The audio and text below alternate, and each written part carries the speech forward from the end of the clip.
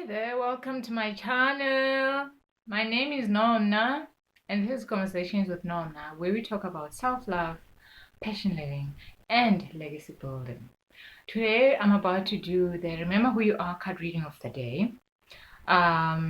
Thank you for visiting the channel, watching, participating, commenting, subscribing, sharing the videos. I do hope that they do make a difference in your life. If they do make a difference in your life, please do let me know.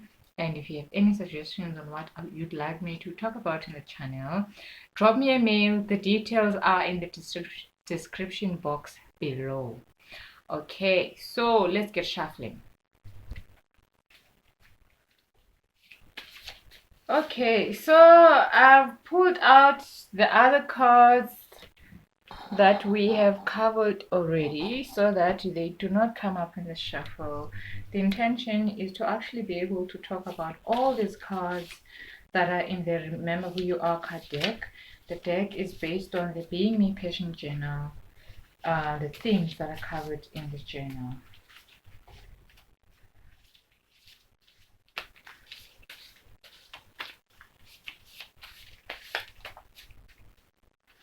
Okay, on shuffle 5.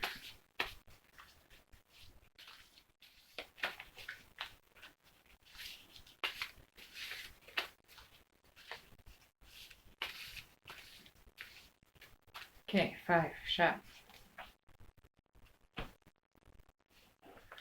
Build authentic confidence. That is the card of the day.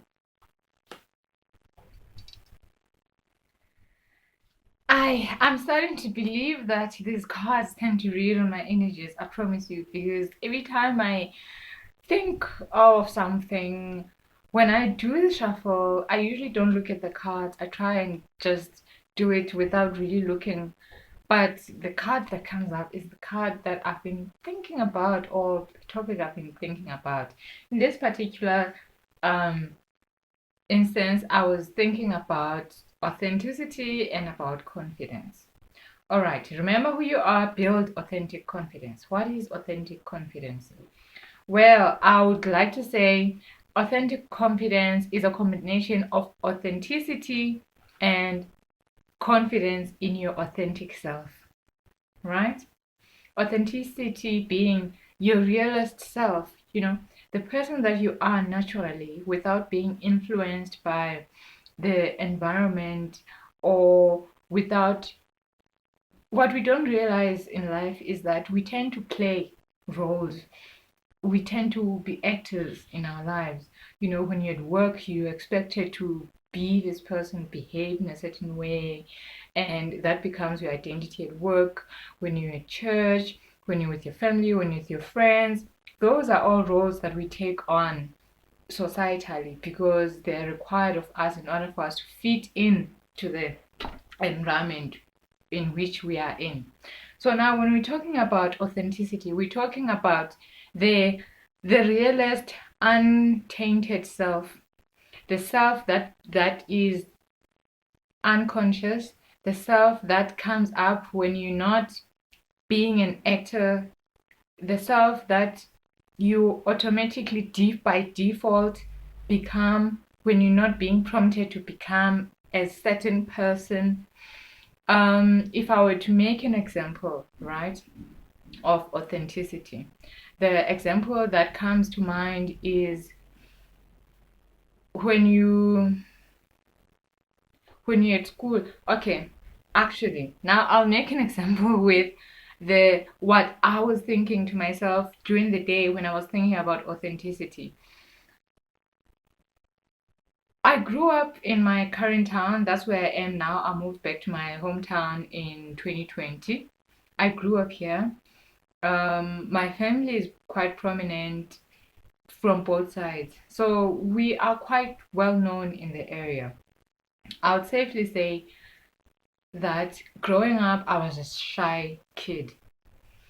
I wasn't extremely shy, but I was a loner. I was shy. I didn't speak much. I didn't participate in a lot of things except where I'm prompted to participate.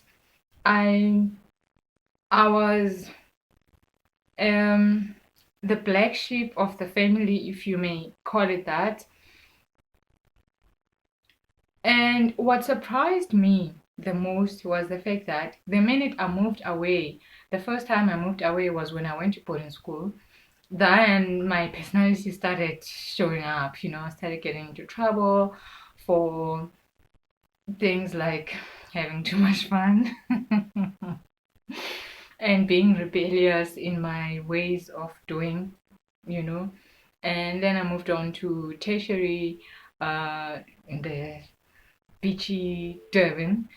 And I think that's where I started. I remember the first experience I remember when I moved to Devon, I was at the bus stop waiting for a bus, and there was a car that came by and kind of stopped for me, wanting to give me a lift. It was a white man, and he was so fascinated with me. This fascination had been going around the res as well. You look so great, you're so slim, how do you do it, you look so beautiful. The first thing was the fact that I think it was the first time I had a realization that I'm beautiful, because in my hometown I wasn't beautiful, because beauty is not defined by the way I am, tall, slim, light skinned, and all that. Beauty where I am is you need to be chubby, you need to be full, you need to be chocolate, you need to be, you know, which I wasn't, of course. So I wasn't beautiful in my town, and then I came to Devon and I was beautiful. And well, it took me time to actually get used to the fact that I'm beautiful as a woman to begin with. Can you believe that? Fast forward, now I'm growing up. I moved to Johannesburg. I'm now independent financially and otherwise, and now I'm free to do as I please. And I think that's when my authentic stuff started showing up. I remember that the friends that I had when I first moved into the city and the friends that I ended up having and kept for many, many years afterwards, um, uh, let's say like 3, 5 years after having moved, were completely different. Why? Because the first set of friends was like the default friend group wherein you're new in town, these are the people that you meet, you become friends, and so. And then as time went by and I started discovering who I really truly am, the hippie, gypsy, um a spiritual, conscious woman that I am. I really am that person. My friend group changed. We didn't have fights or anything with the other friends. I just started hanging out more with new friends, the one that resonated more with my belief systems, with my way of thinking, my way of doing things, you know. So it's important to be able to build confidence in that authentic self. For me, I found that authenticity through moving away from my place of birth to a place where I was unknown. So there was no prior reference of who I need to be. I could be anybody, and I chose to be me, right? Fast forward now, I'm back in my hometown, and I think for the first year, I hardly left home, except if I'm going to town to get supplies or anything. It took me a long time to get used to the people around, and I would safely say I still don't have a friend. I still haven't found that soul tribe, the people that I resonate with. And all of a sudden, I'm faced with those situations again that are saying, you are not beautiful because you are not chubby, you're not plumpy, you're not chocolate skinned, you know. But now the thing is, I've built up this confidence in my being this person that I am, you know, and in me having that confidence with the person that I am now, I do come across environments wherein that is being challenged as it's um, societally unacceptable, right? However, it doesn't concern me anymore because I've matured in my authenticity and I'm confident in myself.